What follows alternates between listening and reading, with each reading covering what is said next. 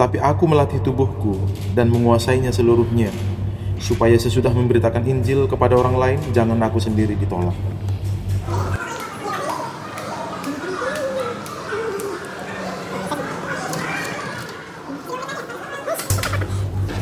Kita berdoa terlebih dahulu. Kita bersatu dalam doa. Tuhan, terima kasih untuk hari ini. Kami bersyukur kepada Tuhan yang terus memberikan kehidupan dan penyertaan dan berkat yang melimpah bagi kami. Terima kasih untuk segalanya, untuk nafas hidup, kesehatan, kekuatan, bahkan pemeliharaan Tuhan hari lepas hari. Terima kasih kami ada sampai hari ini karena berkat Tuhan. Sebentar kami mau mendengar dan merenungkan sebagian dari firman Tuhan. Tolong kami agar kami mengerti firman Tuhan dan kami bisa hidup di dalamnya. Di dalam nama Yesus Kristus Tuhan kami berdoa dan kami mendengar firman-Mu. Amin. Amin. Teman-teman,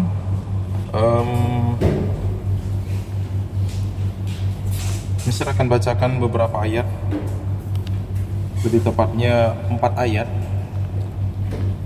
dari 1 Korintus pasal 9 ayat 24, 25, 26 dan 27 ya. Mari berikan perhatian. Saya baca bagi kita semuanya. 1 Korintus 9 ayat 24 sampai 27. Begini firman Tuhan. Tidak tahukah kamu bahwa dalam gelanggang pertandingan semua peserta turut berlari, tetapi bahwa hanya satu orang saja yang mendapat hadiah? Karena itu larilah begitu rupa sehingga kamu memperoleh hadiah itu maksudnya ya.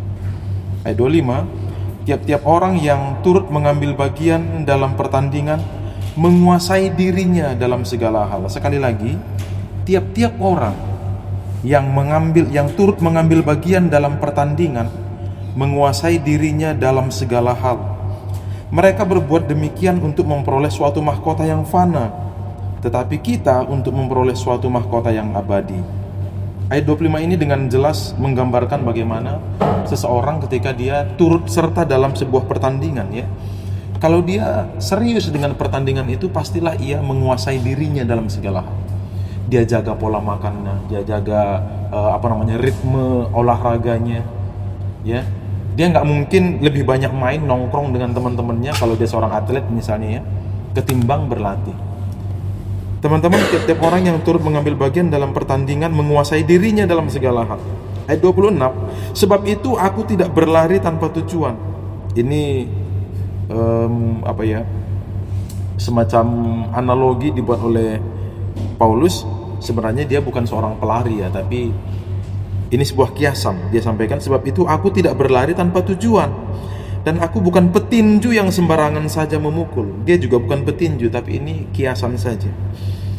Dia katakan begini ayat 27, tetapi aku melatih tubuhku dan menguasainya seluruhnya, supaya sesudah memberitakan Injil kepada orang lain, jangan aku sendiri ditolak. Teman-teman, ada beberapa hal yang Mister mau sampaikan dari 4 ayat ini. Yang pertama, bahwa sebenarnya hidup kita ini adalah pertandingan. Tahukah kalian bahwa kita sedang bertanding dalam hidup ini? Tapi sesungguhnya pertandingan kita bukan bertanding untuk mengalahkan teman-teman atau mengalahkan siapapun.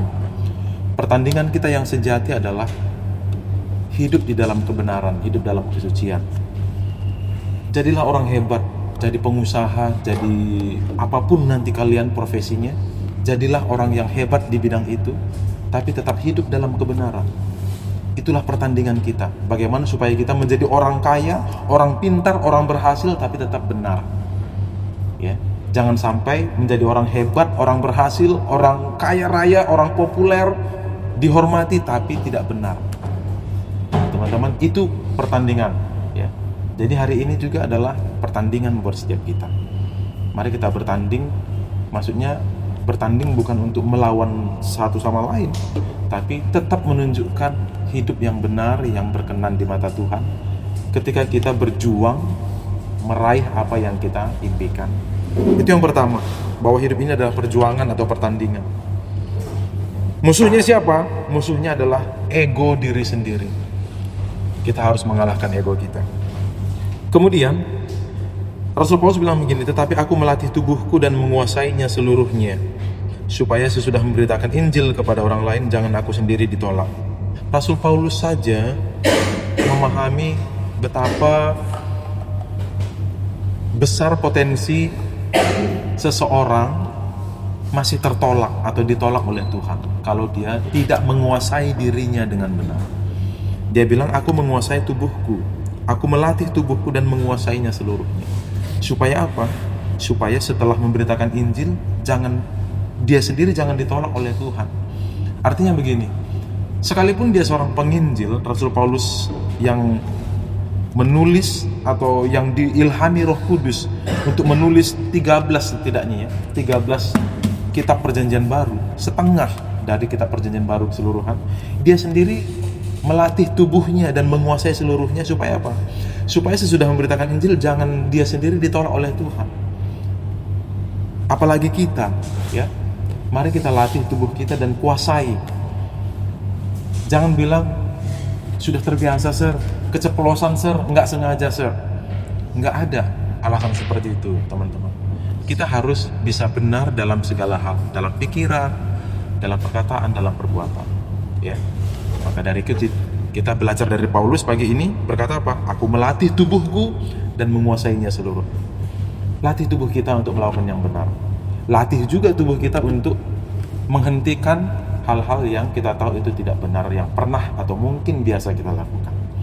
Kuasai dirimu, ya. Jangan biarkan situasi menguasai diri kita.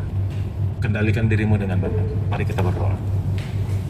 Kita berdoa, Tuhan, terima kasih untuk firman-Mu yang datang kepada kami pagi ini, mengingatkan kami agar kami tidak sembrono, tidak sembarangan dalam menjalani kehidupan.